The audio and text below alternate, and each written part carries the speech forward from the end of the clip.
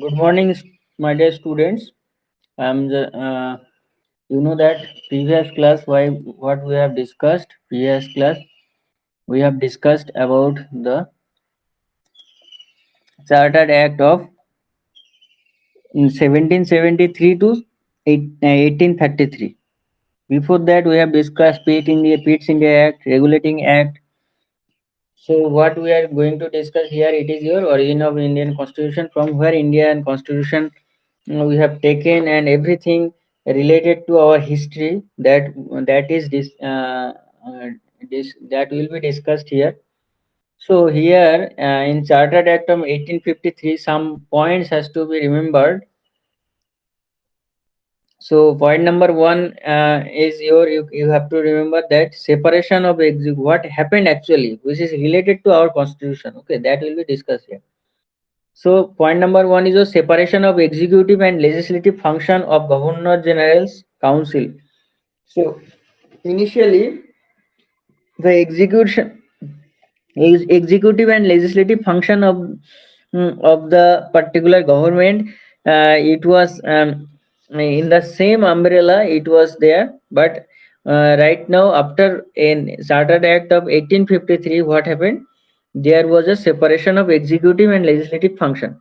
Now the question is, sir, what is separate execution and executive function? What is legislative function?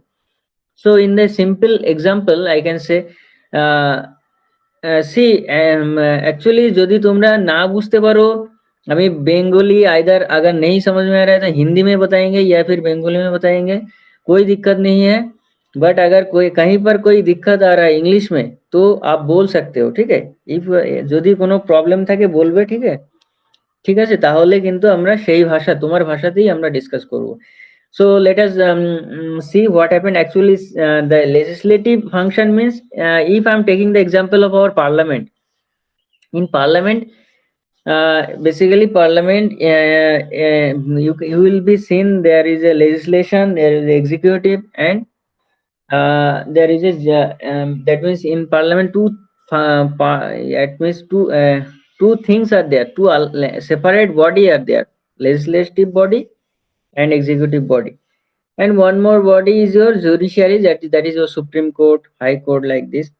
So what is the function of legislature? Basically legislature जो है वो law बनाता है ना।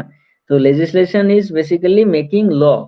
कोई law अगर बनाना है तो first of all कोई bill पास कराना है तो bill पास करा के उसको law बनाएगा, और through executive body this particular law it will be executed. Okay, execution जो होगा ये थ्रू एग्जीक्यूटिव बॉडी, और इसको हेल्प करेगा कौन? एडमिनिस्ट्रेशन, बोले तो जो आईएएस आईपीएस ऑफिसर है ये लोग। So basically this basically these two function it was separated out. Okay, after that we can say that it provide next point, it provided for addition of 6 new member called legislative councillor to the council. It was known as Indian Legislative Council. That means additional 6 new member has been added. Okay, in the legislative council. Okay, so and here it is known as Indian Legislative Council. तो यहाँ पर और एक change हम लोग देख रहे हैं। तो और फिर और क्या है? An open competition system of selection and recruitment of civil servant was introduced. देखो इस टाइम कौन था यहाँ पर? गवर्नर जनरल ऑफ इंडिया जो है कौन था? लॉर्ड डालहौसी। तो लॉर्ड डालहौसी के समय में बहुत कुछ काम हुआ था यहाँ पर। तो एक काम क्या है? सिविल सर्वेंट जो है इंट्रोड्यूस किया गया था, मतलब जो इंडियन जो है, इंडियन हो, ओपन कंपटीशन होगा इंडियन जो that means our Indian they will be compete with the Britishers, and actually it is basically introduced in this particular area. और क्या क्या काम हुआ था इस टाइम लॉर्ड डालहौसी के समय में? जो टेलीग्राम व्यवस्था आप देखते हो, ओके, टेलीग्राम व्यवस्था, फिर इंडिया पोस्ट, फिर आपका इंडियन रेलवे, ठीक है, ये सारा के सारा काम उस टाइम हुआ था, बहुत सारा काम हुआ था एक्चुअली। तो नेक्स्ट पॉइंट आपको जो याद रखना है कि for the first time local representation in the Indian central legislative Indian legislative council was allowed, मतलब इंडियन जो है इसको लोकल रिप्रेजेंटेशन के लिए अलाउ किया गया था।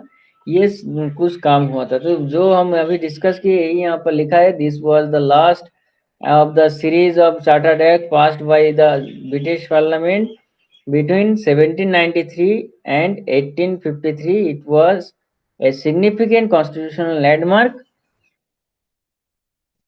and the features it is written here, separated legislative and executive function already have discussed, and rest of the thing already have discussed. So I hope it is clear. Some here the civil servant, okay. The Macaulay Committee, these notes I will be providing with you. Just read all these notes and it will be clear. Basically, what I have discussed that is written here. Okay. Now, let us discuss about the crown rule. अब देखो crown rule बोले तो up to 1857, from 1757, after your Battle of Plassey. From 1757 to 1857, you have seen the East India Company, they ruled in our country. But from 1858, after Sipai Mutiny, up to 1947, Britishers directly they ruled our country. Okay, so यहाँ पर after जो सिपाही mutiny हुआ था, इसके बाद जो हुआ देखो, गवर्नमेंट ऑफ इंडिया एक्ट 1858 आया था, ठीक है। तो government of India act of 1858,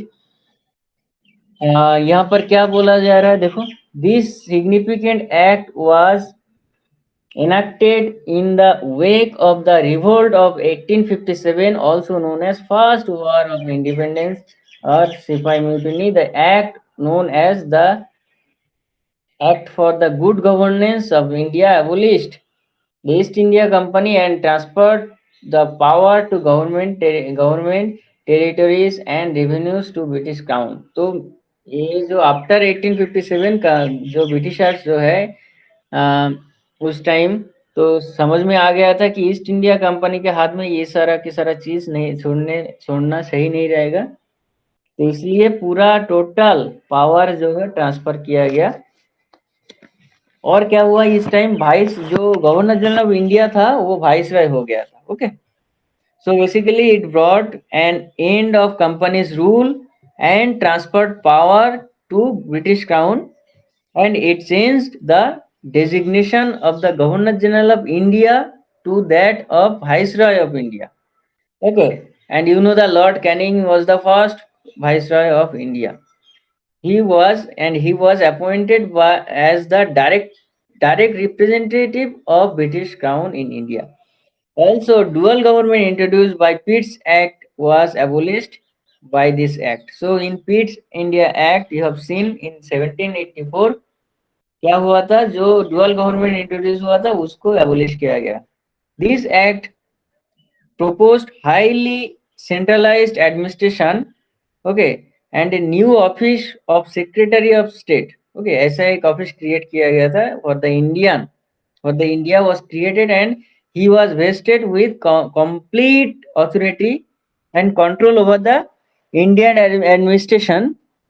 The secretary of state was a member of the British cabinet and was responsible ultimately to the British Parliament. Okay, तो एक नया एक सेक्रेटरी ऑफ स्टेट बोल के एक नया ऑफिस यहाँ पर एस्टेब्लिश किया गया था इस time. So this is your government of India act of 1858। जो फीचर्स जो अभी अभी हम बताए वही है, यहाँ पर यही लिखा है। ये सारा के सारा this notes will be provided to you, go through this notes, it will be more clear, and you can see this is today's India.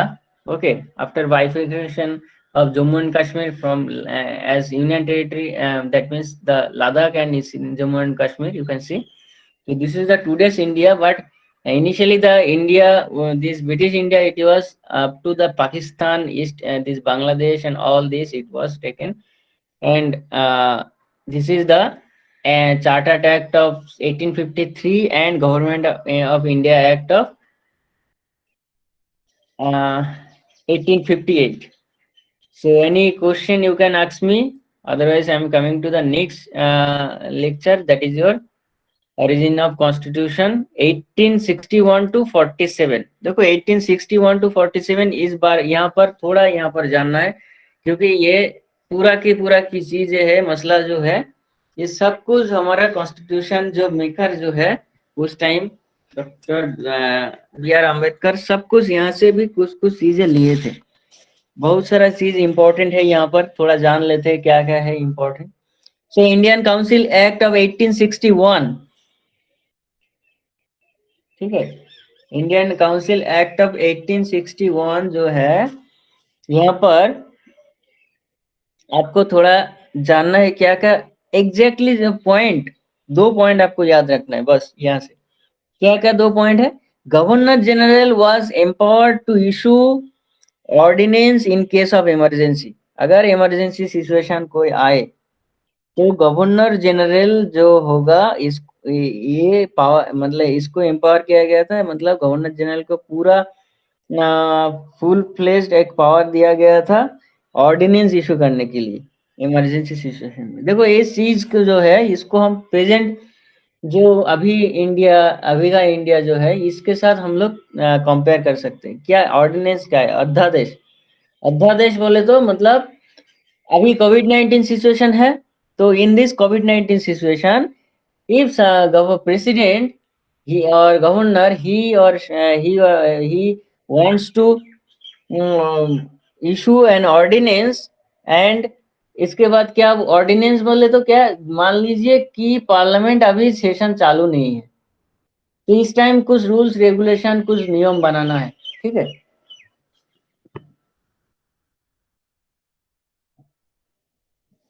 तो इस नियम बनाने के लिए पार्लियामेंट तो अभी सेशन नहीं चल रहा है, तो इमरजेंसी बेसिस में आर्टिकल 123 प्रेसिडेंट को पावर देता है कि आप ऑर्डिनेंस जारी कर सकते हो और उसके ऊपर एक रूल बना सकते हो। कोई भी इमरजेंसी सिचुएशन, तुरंत अभी मान लीजिए एक्सटर्नल एग्रेशन हो गया, युद्ध मतलब चाइना से एक मान लीजिए ऐसा कुछ कॉन्फ्लिक्शन आ गया, वैसे भारत तो चाइना ऑर्डिनेंस भारत चाइना বর্ডারে এই যে ইস্যু পাকিস্তানি ইস্যু তা ডাইরেক্ট हाँ তো हाँ চলে যায়, ওটা তো কি एकदम প্রবলেম। হ্যাঁ এটা president under article 123 this ordinance can be issued by president, and under article 213 ordinance can be issued by governor in the particular state, ठीक है। तो ये ऑर्डिनेंस जो है इस टाइम गवर्नर जनरल जो है इसको एम्पावर किया गया था जो कि वो इमरजेंसी सिचुएशन में ऑर्डिनेंस ला सकता है। Next important point that you need to know, that is your participation of some non-official member in Viceroy's executive council permitted. So Viceroy का जो executive council जो है वहाँ पर कुछ non-official member इस मेंबर का पार्टिसिपेशन अलाउ किया था इस टाइम। तो ये 1861 के बारे में है। और ज्यादा जानकारी चाहिए तो आप यहाँ से पढ़ लेना, ठीक है। मेनली ये 2 चीज आपको जानना है यहाँ पर, ठीक है। नेक्स्ट और क्या है? Indian council act of 1892। तो इंडियन काउंसिल एक्ट ऑफ 1861 के बाद इंडियन काउंसिल एक्ट ऑफ 1892 आया है, जहां पर 3 पॉइंट, यहाँ पर 2 पॉइंट याद रखो चलेगा, 2 पॉइंट है यहाँ पर। The universities, district board, municipalities, zamindars and chamber of commerce were empowered to recommend member to the provincial legislative council which were to be nominated by governor। तो यहाँ पर देखो डिस्ट्रिक्ट बोर्ड, म्यूनिसिपैलिटीज, जमींदार, चेंबर ऑफ कॉमर्स, ये सारा के सारा इस बॉडी को एम्पावर किया गया था, empower to recommend member to the provincial legislative council. देखो उस टाइम ब्रिटिश काउंसिल था, मतलब प्रोविंशियल जो लेजिस्लेटिव काउंसिल जो था वहां पर ये लोग मतलब मेंबर को मतलब रिकमेंड कर सकता है, जो डिस्ट्रिक्ट बोर्ड से, म्यूनिसिपैलिटी से, जमींदार सन, चेंबर ऑफ कॉमर्स से which were to be nominated by governor. Governor जिसको नॉमिनेट कर सकता है. नेक्स्ट पॉइंट आपको याद रखना है कि the member of the legislature were now entitled to take part in debate over annual statement of revenue and expenditure, that is budget. They could also put question within certain limitation. तो यहाँ पर देखो question put कर सकता है और क्या कर सकता है कि लेजिस्लेट जो मेंबर ऑफ लेजिस्लेचर जो है ये लोगों को क्या कर सकता है कि entitle to take part in debate. मान लीजिए कोई तर्क हो रहा है, डिबेट हो रहा है, वहां पर कोई एनुअल स्टेटमेंट, कोई बजट के ऊपर डिबेट हो रहा है, रेवेन्यू एक्सपेंडिचर कहाँ कितना पैसा जाना है, कहाँ पैसा कितना पैसा खर्चा करना है, ये सारा के सारा चीज के ऊपर डिबेट कर सकता है मेंबर ऑफ लेजिस्लेचर. ठीक है. और अगर कोई मान लीजिए क्वेश्चन करना है वो भी कर सकता है, बट कुछ लिमिटेशन है उसके ऊपर. But these are the things which is basically added in this particular 1892 Indian council act. Now the very very important Indian Council Act of 1909, 1909 Morley Minto reform. आप लोग तो सुने होंगे ये मॉर्ले मिंटो रिफॉर्म. तो 1892 जो है यहाँ पर यही लिखा है जो हम अभी बताए. ये जो मॉर्ले मिंटो रिफॉर्म है ये बहुत इंपॉर्टेंट है. इतना इंपॉर्टेंट है कि यहाँ से एक क्वेश्चन आ सकता है. ठीक है. तो what is this particular Indian Council Act of 1909? That is also called Morley Minto Reform. So Morley basically, who was Morley? Morley was the then Secretary of State for India and Lord Minto. इस time Lord Minto कौन था? Lord Minto was the Viceroy of the India. तो देखो अभी 1909 मतलब अभी अभी वो जो मतलब जो आपका बंगाल जो डिवाइडेशन का जो चीजें हैं.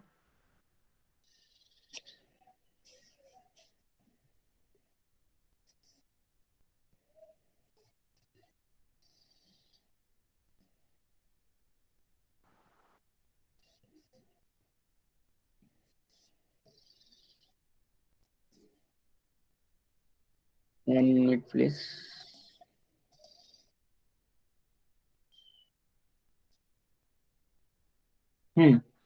So basically what happened actually in this particular time, বঙ্গভঙ্গ আন্দোলন. হুম.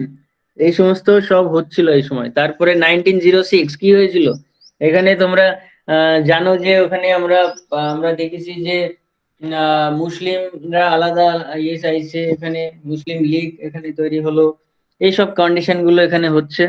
নাও দা মরলে মিন্টো রিফর্মের সময় কি কি বহুত কিছু হয়েছিল এখানে. মানে ইভেন মানে লর্ড মিন্টোকে কিন্তু কি বলা হয়, ফাদার অফ কমিউনাল ইলেক্টোরেট, তোমরা জানো অ্যাকচুয়ালি. হুম. সেই কমিউনাল ইলেক্টোরেট আনার জন্য এরা মানে লর্ড মিন্টো খুব এর হাত আছে অ্যাকচুয়ালি.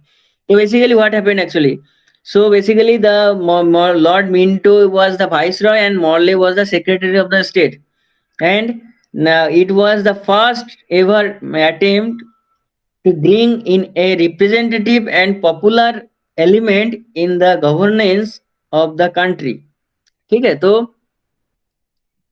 फर्स्ट अटेम्प्ट जो था मतलब रिप्रेजेंटेटिव मतलब जो गवर्नेंस ऑफ द कंट्री के ऊपर मतलब जो कंट्री के गवर्नेंस के लिए जो फर्स्ट टाइम यहाँ पर क्या हुआ, रिप्रेजेंटेटिव जो है ये लोगों को अलाउ किया गया था. और क्या हुआ था, the principle of election was introduced but not but only in some cases.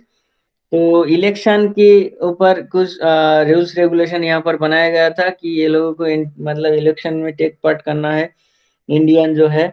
The the particular provision, A provision was made for the association of Indian with the executive council of the viceroy as governor Satyendra SP Sinha. Okay, Satyendra Prasad Sinha became the first Indian to join viceroy's executive council. He was appointed as law member. देखो ये आपको थोड़ा बहुत important हो जाता है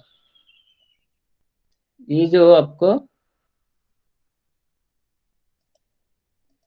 क्या बोल रहे थे ये. एसपी सिन्हा। तो ये जो एसपी सिन्हा, ये एसपी सिन्हा को क्या बनाया गया था, लॉ मेंबर। तो इससे पहले कोई इंडियन नहीं था इस एग्जीक्यूटिव काउंसिल में। देखो, provision was made for the association of Indians with the executive council of the viceroy as and governor.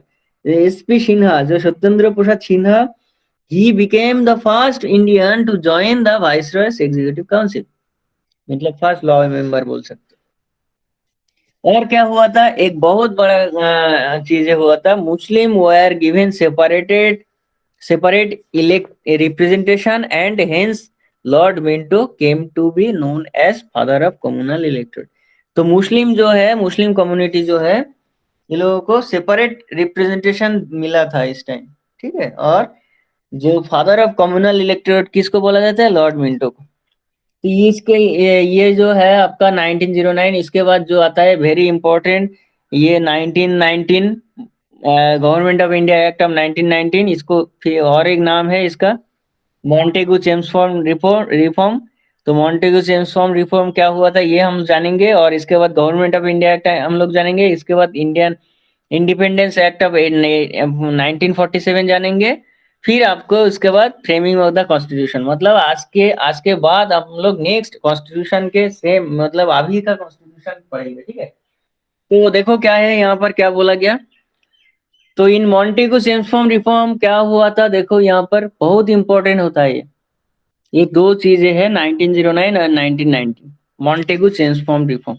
तो मॉन्टेगू, इस टाइम मॉन्टेगू क्या कौन था, Montagu was the first secretary of the state for India, and Chelmsford was the viceroy. Okay, so and the idea of responsible governor was emphasized upon. Okay, इस time responsible governor के जो idea है ये यहाँ पर emphasize किया गया था। और all administrative subject were divided into two groups, एक सेंट्रल ग्रुप हो गया था, एक प्रोविंशियल ग्रुप हो गया था। मतलब अभी का सेंटर और अभी का स्टेट, बस वही हुआ था। मतलब एक फेडरल स्ट्रक्चर के तरफ लेके गया था। अभी जैसे सेंटर और स्टेट अलग अलग है, अलग अलग बोले तो सेंटर का एक रूल चलता है, स्टेट का एक रूल चलता है। तो उस टाइप ऐसे किया गया था, सेंट्रल बोला जाता है और एक प्रोविंशियल, ठीक है। जो एडमिनिस्ट्रेटिव सब्जेक्ट जो है, इसको डिवाइड किया गया था टू ग्रुप में। Okay, and next point you need to remember, financial subject were further divided into two parts. जो फाइनेंस जो मतलब जो ये जो अब सेंट्रल और प्रोविंशियल हो गया था, अब प्रोविंशियल सब्जेक्ट जो है, तो प्रोविंशियल जो प्रोविंस में जो है और टू पार्ट में यहाँ पर डिवाइड किया गया था। तो इसको बोला जाता है ट्रांसफर्ड एंड रिजर्व। अब ट्रांसफर्ड क्या है और रिजर्व क्या है, ये थोड़ा जानते हैं हम लोग, क्योंकि ये तो बहुत, ये देखो यहाँ पर लिखा है ट्रांसफर्ड एंड रिजर्व, ठीक है। What is transferred and what is reserved? So the transferred subject were to be administered by the governor with the aid of ministers responsible to the legislative council. So transferred subject जो है, इसके ऊपर administrate करेगा कौन, by the governor with the aid of ministers responsible to the legislative council. जो minister, जो लोग responsible है लेजिस्लेटिव काउंसिल के लिए, वो लोगों की हेल्प से ट्रांसफर्ड सब्जेक्ट के ऊपर एडमिनिस्ट्रेट करेगा कौन, गवर्नर करेगा। और गवर्नर जो और जो आपका रिजर्व सब्जेक्ट है उसके बारे में क्या है, well governor was not responsible towards legislative council in the discharge of reserve subject. Okay, so governor यहाँ पर रिस्पॉन्सिबल नहीं है कि लेजिस्लेटिव काउंसिल इन मतलब जो रिजर्व सब्जेक्ट के ऊपर इसका कोई पावर नहीं है, ठीक है। और क्या है, separate representation was given to Sikhs, Christian, Anglo Indian, European, ये लोगों को सेपरेट रिप्रेजेंटेशन दिया गया था यहाँ पर।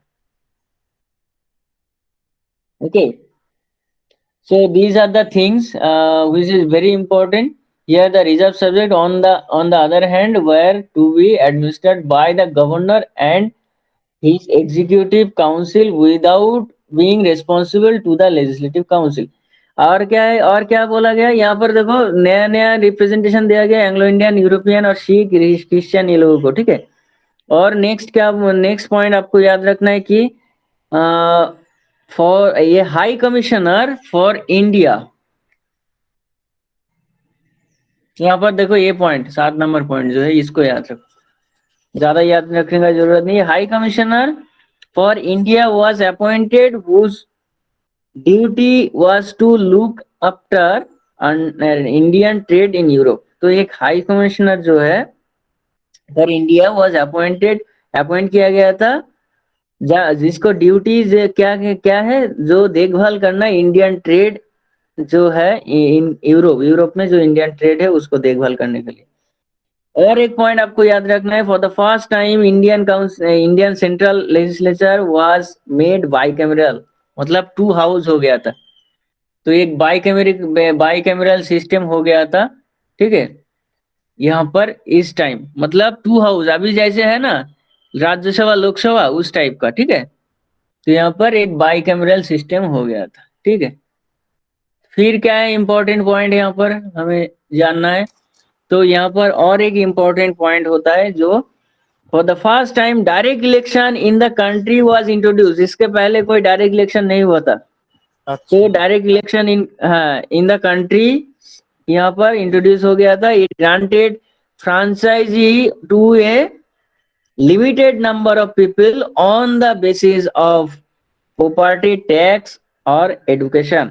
तो यहाँ पर पहले फर्स्ट टाइम डायरेक्ट इलेक्शन हो गया था कंट्री में, यहाँ पर हमें याद रखना है। और लास्ट पॉइंट यहाँ से आपको याद रखना है, it also provided the establishment of the public service commission. PSC को अभी जो अभी का जो पीएससी है ना, पब्लिक सर्विस कमीशन, वो फर्स्ट टाइम यहाँ पर एस्टेब्लिशमेंट हुआ था, which was establish in 1926। So public service commission जैसे होता है ना, अभी West Bengal public service commission, Bihar public service commission, ये जो सारा की सारा चीज इंट्रोड्यूस हुआ था इस टाइम। और इसके बाद आता है governor of India, government of India act of 1935। अब इस government of India act of 1935 से बहुत बहुत चीजें इंट्रोड्यूस मतलब इंक्लूड किया गया था हमारा कॉन्स्टिट्यूशन में अभी। तो बहुत सारा चीज यहाँ से किया गया था, इमरजेंसी के ऊपर कुछ ये सब चीजें यहाँ पर इंट्रोड्यूस किया गया था गवर्नमेंट इंडिया एक्ट ऑफ 1935 में। क्या बोला गया यहाँ पर, establishment of all India Federation inclusive of governors principal provinces, chief commissioners provinces and states। तो establishment हो गया यहाँ पर all India Federation। Okay, so next point आपको याद रखना है, council of state having 260 member. तो काउंसिल ऑफ मिनिस्टर में क्या यहाँ पर 260 मेंबर यहाँ पर, यहाँ पर देखो काउंसिल ऑफ मिनिस्ट्री मिनिस्ट्री में 260 मेंबर्स, जहां पर 160 from British India and 104 from Indian state. Council of ministry state में इस मेंबर को ऐड किया गया था।